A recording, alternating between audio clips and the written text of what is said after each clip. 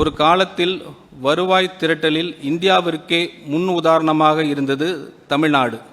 2006-7 ஆண்டில் நமது சொந்த வரி வருவாய் GST பின் 8.94 என்ற உச்ச நிலையை எட்டியது.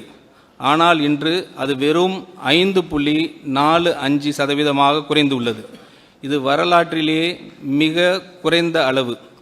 நமது சொந்த உச்ச நிலையை அடிப்படையை கொண்டு கணக்கிட்டால் ஆண்டுதோறும் சுமார் ரூபாய் 1.23 லட்சம் கோடி வருவாயை நாம் இழந்து வருகிறோம்.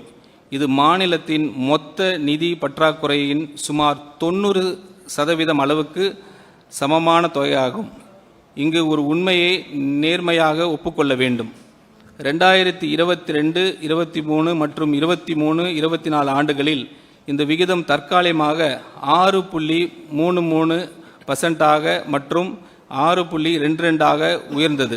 ஆனால் இது உண்மையான நிர்வாக சீர்திருத்தங்களின் விளைவு அல்ல. கொரோனா காலத்தில் ஒத்திவைக்கப்பட்டிருந்த வருவாய்கள் பின்னர் கணக்கில் சேர்க்கப்பட்டதன் தாக்கம் அது. அந்த முன்னேற்றத்தை தொடர்ந்து நிலைநிறுத்த நாம் தவறிவிட்டோம். இந்த வருவாய் இழப்பிற்கான 4 முக்கிய கசிவுகள் அனைவருக்கும் தெரிந்தவை. GST, வணிக வரித்துறையில் நிலவும் முறைகேடுகள் மற்றும் சரியான மதிப்பீடு செய்யப்படாத பரிவர்த்தனைகள்.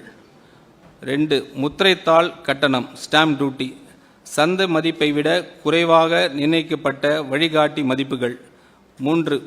மதுபான வருவாய் எக்ஸைஸ், ஒப்பிடப்படும் மாநிலங்களில் மிகவும் குறுகிய உரிமையளிப்பு முறை காரணமாக முறைசாரா சந்தை வளர்வதற்கான வாய்ப்பு. 4. சுரங்கத்துறை மைனிங், பரந்த இயற்கை வளங்கள் இருந்தும் கசிவுகளை காரணமாக நிலையான மற்றும் குறைந்த வருவாய் மட்டும் கிடைப்பது. இதில் மிக முக்கியமான செய்தி நம்பிக்கை அளிப்பதாகும். புதிய வரிகள் விதிக்காமல் கூட நிர்வாகத்தை நவீனப்படுத்தி இந்த கசிவுகளை அடைப்பதன் மூலம் மாநிலம் கணிசமாக அதிக வருவாய் ஈட்ட முடியும். அதில் ஒரு எக்ஸாம்பிள், 4 ஓட்டைகள் உள்ள ஒரு தண்ணீர் தொட்டியை போல அதில் மேலும் தண்ணீர் ஊற்றுவது, அதாவது புதிய வரிகள் விதிப்பது தீர்வு ஆகாது. முதலில் அந்த 4 ஓட்டைகளையும் அடைக்க வேண்டும்.